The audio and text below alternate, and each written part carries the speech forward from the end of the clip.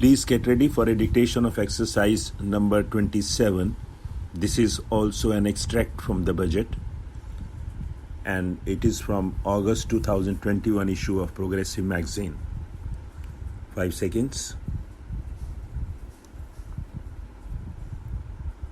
Start. Honorable Speaker, Sir, under Inclusive Development for Aspirational India, I will cover agriculture and allied sectors, farmers' welfare and rural India, migrant workers and labor, and financial inclusion. Our government is committed to the welfare of farmers.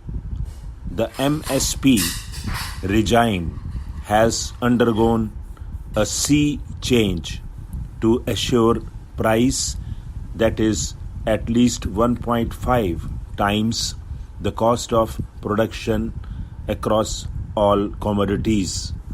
The procurement has also continued to increase at a steady pace. This has resulted in increase in payment to farmers substantially. In case of wheat, the total amount paid to farmers in 2013-2014 was rupees 33,000 crores.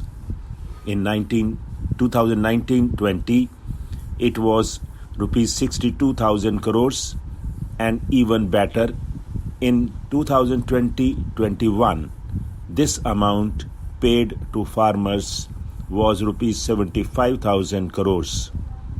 The number of wheat growing farmers that were benefited increased in 2020-21 to 43.36 lakhs as compared to 35.57 lakhs in 2019-20. For paddy, the amount paid in 2013-14 was rupees 63,000 crores. In 2019-20, this increased to rupees 1,41,000 crores. Even better, in 2020-21, this is further estimated to increase to rupees 1,72,000 crores. The number of farmers benefited increased from 1.24 crores in 2019-20 to 1.54 crores in 2020-21. Early this year, Honorable Prime Minister had launched Swamita scheme. Under this, a record of rights is being given to property owners in villages. Up till now, about 1.80 lakh property owners in 1,241 villages have been provided cards. I now propose during financial year 21-22 to extend this to cover all states and UTs. To provide adequate credit to our farmers, I have enhanced the agricultural credit target to 16.5 lakh crores in financial year 22. We will focus on ensuring increased credit flows to animal husbandry, dairy, and fisheries. We are enhancing the allocation to the Rural Infrastructure Development Fund from rupees 30,000 crores to rupees 40,000 crores. The Micro Irrigation Fund, with a corpus of rupees 5,000 crores, has been created under NABARD. I propose to double it by augmenting it by another rupees 5,000 crores. To boost value addition in agriculture and allied products and their exports, the scope of Operation Green Scheme that is presently applicable to tomatoes, onions, and potatoes will be enlarged to include 22 perishable products. Around 1.68 crores farmers are registered and rupees 1.14 lakh crores of trade value has been carried out through e-NAM, keeping in view the transparency and competitiveness that e-NAM has brought into the agricultural market. 1,000 more mandis will be integrated with e-NAM. The Agriculture Infrastructure Fund would be made available to APMCs for augmenting their infrastructure facilities. I am proposing substantial investments in the development of modern fishing harbors and fish landing centers. To start with, 5 major fishing harbors, Kochi, Chennai, Visakhapatnam, Paradip, and Petua Ghat will be developed as hubs of economic activity.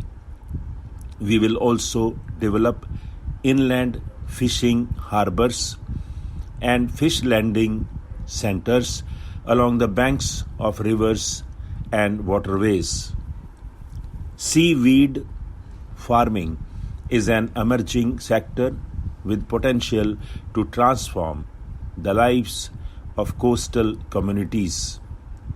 It will provide large-scale employment and additional incomes.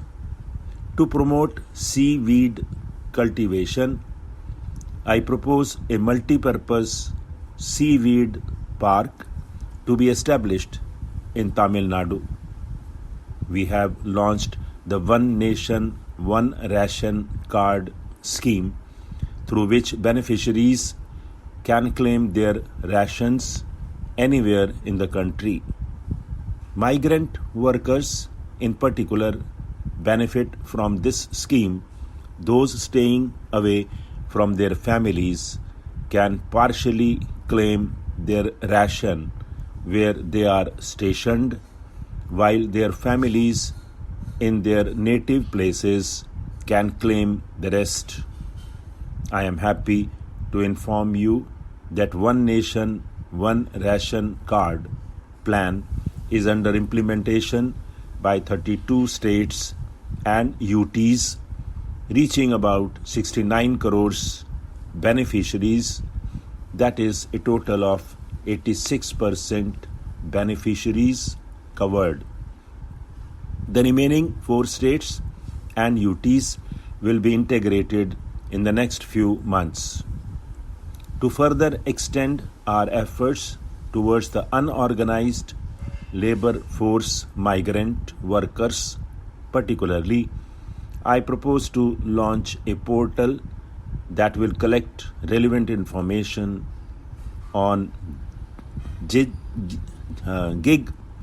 building and construction workers, among others. This will help formulate health, housing, skill, insurance, credit, and food schemes for migrant workers. We will conclude a process that began 20 years ago with the implementation of the 4 labor codes. For the first time, globally, social security benefits will extend to gig and platform workers. Minimum wages will apply to all categories of workers, and they will all be covered by the Employees State Insurance Corporation.